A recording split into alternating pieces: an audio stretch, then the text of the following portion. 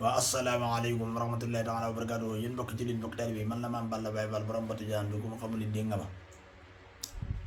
léegi vidéo bi nag maa ngi koy may Serigne Khalil Diop borom Taalif TV Serigne Khalil Diop borom Taalif TV mu jàll ko ci man xalatu ci man dama bëgg kontam boobu nag gaaw ñëpp abonné ci na ñëpp daw abonné ci te xam ne heure bees ak heure jàll ko yi rawatina te waawoon ji ñu jëm foofu laa koy génne ci Taalif TV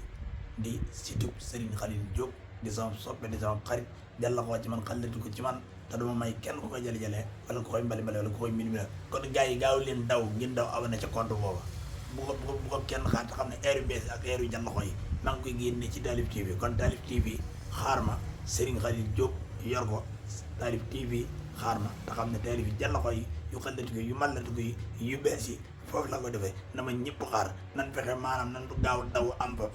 gaaw daw dem fa bu ko defee ñu mën a fexe mu am ay milliards abonné bu wonte am milliards yi na yegg million